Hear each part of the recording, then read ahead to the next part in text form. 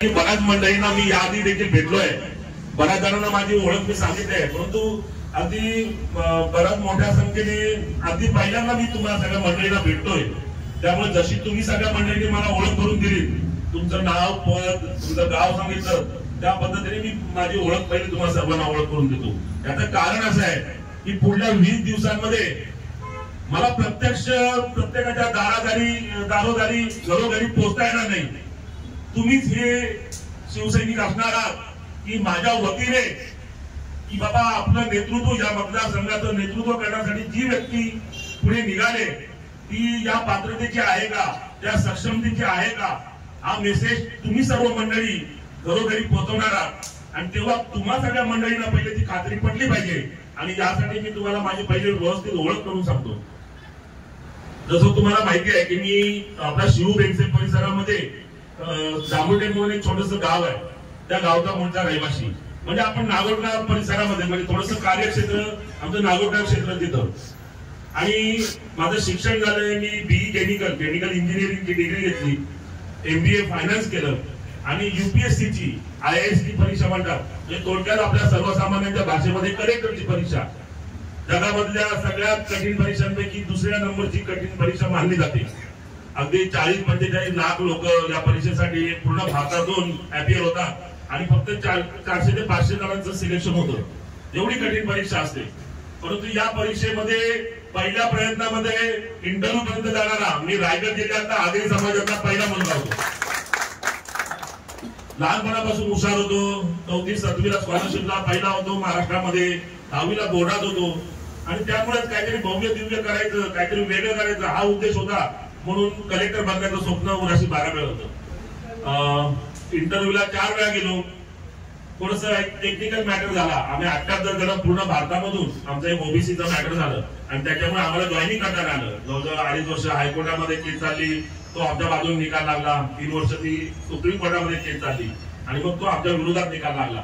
त्याच्यामुळे मला ते माझं स्वप्न पूर्ण नाही करता आलं, मला जॉईनिंग नाही करता आलं. त्यानंतर मी माझी एक कॉर्पोरेट कन्सल्टन्सी चालू केली. माझं इंजिनिअरिंगचं नॉलेज, माझं MBAचं फायनान्सचं नॉलेज, माझं IASचं नॉलेज, ज्याच्या माध्यमातून कुठेतरी बाबा आपल्याला एक कंपनी सल्लागार म्हणून चांगलं काम करता येईल हा विश्वास होता. म्हणून कॉर्पोरेट कन्सल्टन्सी चालू केली. नवी मुंबईमध्ये ऑफिस टाकलं आणि मोठमोठ्या टाटा, रिलायन्स, टापूजी बालाजी, स्टर्लिंग विल्सन, अगदी मोठमोठ्या MNCs मध्ये मी सल्लागार म्हणून काम करू लागलो आणि तिथे खूप चांगला मोठा जम बसवला. कॉर्पोरेट वर्ल्ड मध्ये माझं मोठं नाव आहे. रतन टाटांपासून सायरस मिस्त्री, शापूर मिस्त्री, त्या मोठमोठ्या कॉर्पोरेट टायकून्स बरोबर मी वैयक्तिक कामं केली. पहिले 7-8 वर्ष खूप मेहनत करावी लागली आणि माझा व्यवस्थित बिझनेस मला एस्टॅब्लिश करावा लागला. त्यानंतर मी दिल्लीमध्ये मोठं माझं एन्व्हायरमेंटल क्लिअरन्सचं ऑफिस टाकलं आणि त्या माध्यमातून मला अजून यश मिळत गेलं. एक जेव्हा असं म्हटलं जातं की माणसाच्या भौतिक आणि आर्थिक गरजा भागवल्या जातात, त्यानंतर माणूस पुन्हा आत्मसमाधानाकडे चालू करतो.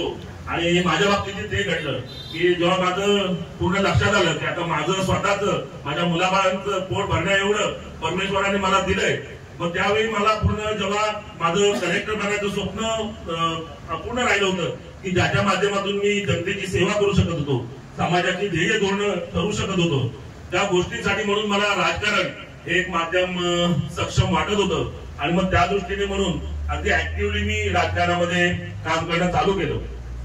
तुम्ही जसं बघताय की तरुणांमध्ये मी तर खूप पॉप्युलर आहे.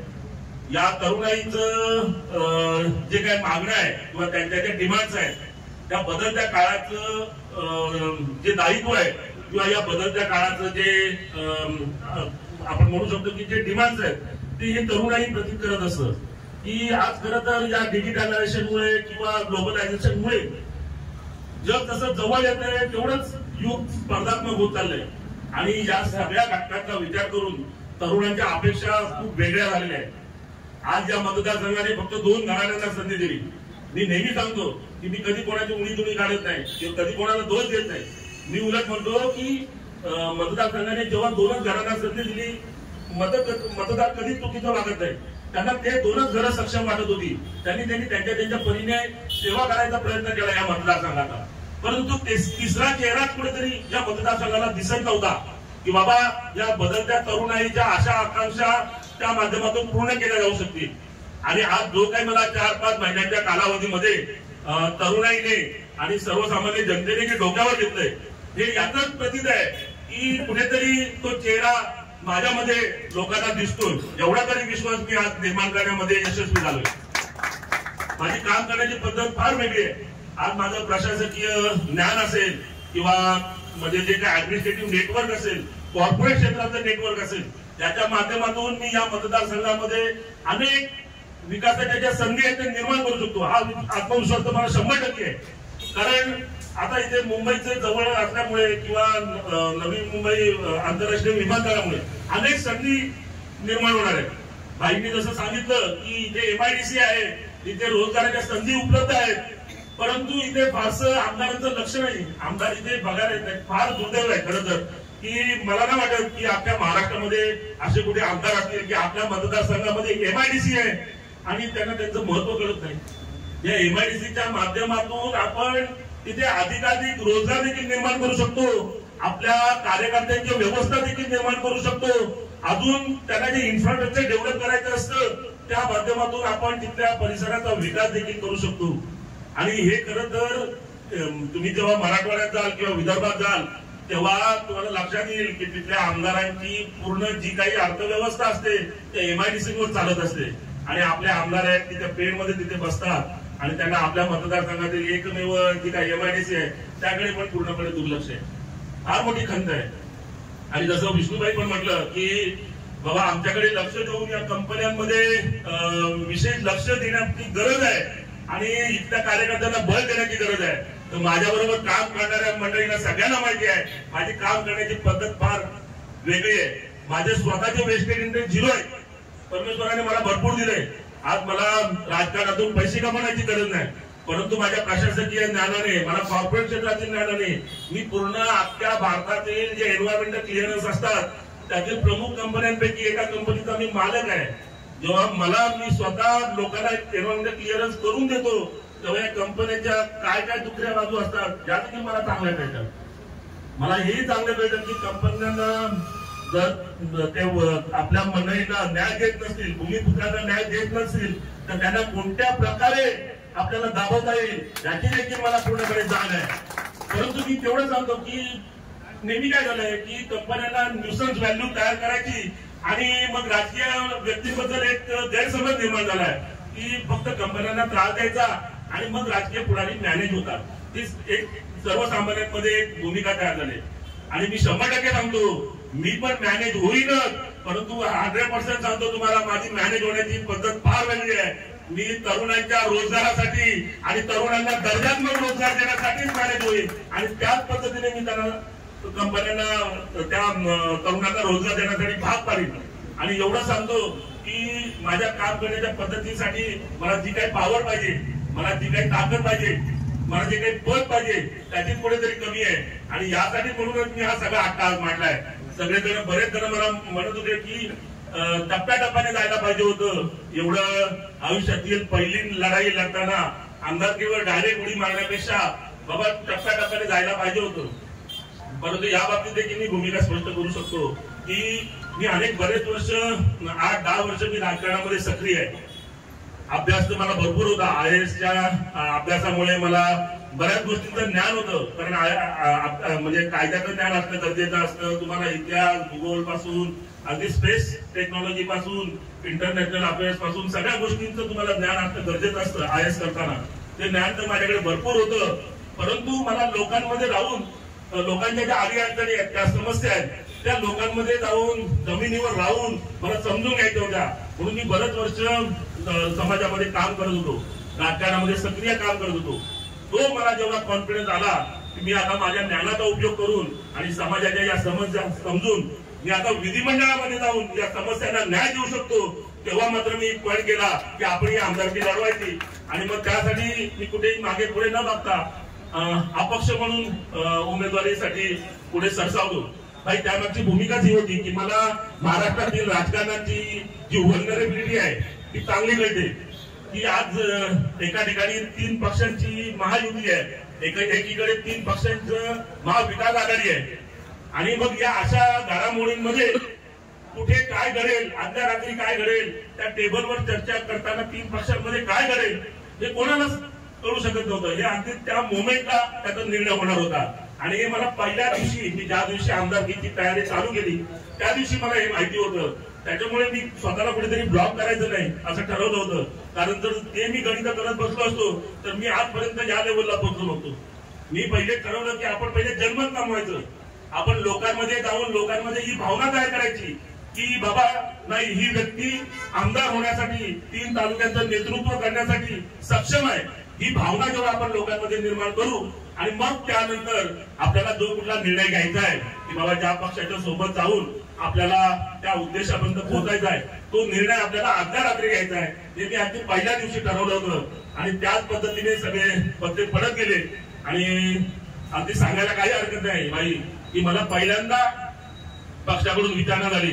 मला अगदी संजय राऊत साहेबांनी पहिल्यांदा बोलून घेतलं. त्यांच्याकडे जे सर्वे गेले, त्यांच्याकडे ज्या गोष्टी बाबा इतर माध्यमातून त्यांच्यापर्यंत पोहोचल्या की बाबा या मतदारसंघामध्ये अपक्ष एक व्यक्ती आहे की ती विजयापर्यंत पोहोचू शकते, असा रिपोर्ट जेव्हा त्यांच्याकडे गेला तेव्हा त्यांच्याकडून मला विचारणा झाली की तुम्ही शिवसेना उद्धव बाळासाहेब ठाकरे पक्षाचा विचार करणार आहात का. आणि मी अगदी त्याच पहिल्याच क्षणात त्यांना उत्तर दिलं की नक्कीच साहेब, माझ्या पुढे हा एकच ऑप्शन आहे, दुसरा कोणताही ऑप्शन नव्हता. आणि मी याच क्षणात वाट बघत होतो. आणि मग त्यानंतर घडामोडी घडत गेल्या. आणि मग जसं बाकी सर्व मंडळींनी, आपल्या त्यांच्या पदाधिकाऱ्यांनी, अगदी जगदीशभाई असतील, किशोरभाई असतील, बाकी सर्वच पदाधिकाऱ्यांनी अगदी मला मोलाची साथ दिली. आणि त्या माध्यमातून सगळ्या घडामोडी घडत गेल्या, उद्धवजींपर्यंत पोहोचण्याचं काम झालं. आणि मग त्यानंतर ज्या घडामोडी घडल्या त्याचं जे काही रूपांतर आहे ते आपल्याला परवाच्या घटनेमध्ये दिसलं. अगदी रात्री 10 वाजता एपी फॉर्म भेटला आणि कोणालाही आम्ही जवळजवळ घरी प्रत्येक, त्याच्यामुळे कोणाला फोनाफोनी करून सांगितलं नाही किंवा काही नाही. परंतु तिथे ऑफिसला जेव्हा आम्ही पोहोचलो आणि तो जो माहोल बघितला तो देखील आश्चर्याचा धक्का होता की अगदी हजारोच्या संख्येने सर्व मंडळी तिथे पोहोचली होती. कारण का, तर प्रसाद भोईर या व्यक्तीवर तरुणांचं प्रेम होतच, सर्वसामान्यांचं प्रेम होतच, परंतु त्याच्या मागे जो शिक्का बसला होता मशालीचा, त्याने एवढा मोठा इम्पॅक्ट केला की लोकांना फक्त तो सोशल मीडियावर एक मेसेज जाण्याची पोटी होती.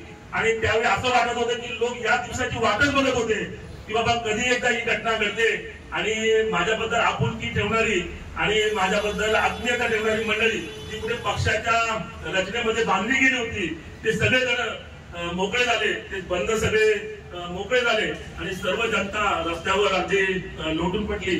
आणि त्यातूनच तो जो काही हे म्हणता येईल आपल्याला की एवढे सगळी जनता रस्त्यावर एकवटली एका सर्वसामान्य माणसासाठी.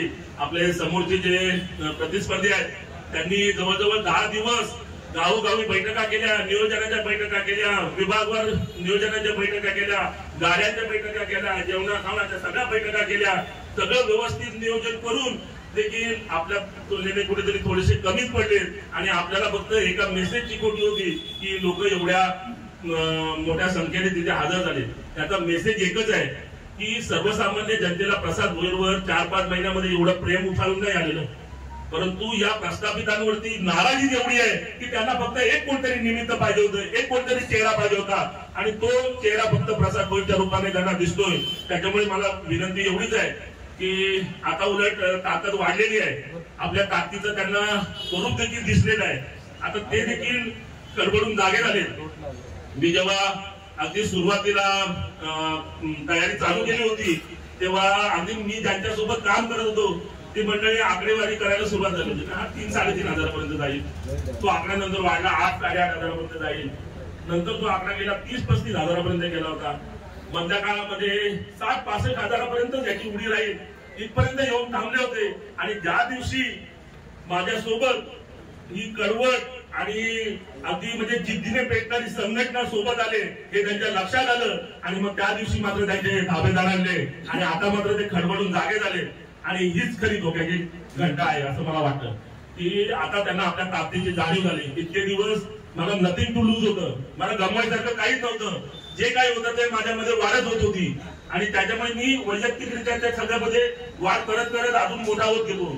परंतु आता कुठेतरी ताकद वाढल्यामुळे तिपटीने वाढला पाहिजे आणि जेवढा जास्तीत जास्त आपल्याला लोकांपर्यंत पोहोचता येईल आणि लोकांच्या घरोघरी पोहोचता येईल एवढे फक्त आपल्याला आता सगळ्यांना काम करायचं आहे। तेव्हा कुठेही शिथिलता न आणता अगदी जास्तीत जास्त पद्धतीने आपल्याला काम कसं करता येईल आणि पहिल्यांदा या मतदारसंघावर शिवसेनेचा भगवा झेंडा कसा लावता येईल एवढेच आपले प्रयत्न करूया। एवढं बोलतो आणि थांबतो। धन्यवाद।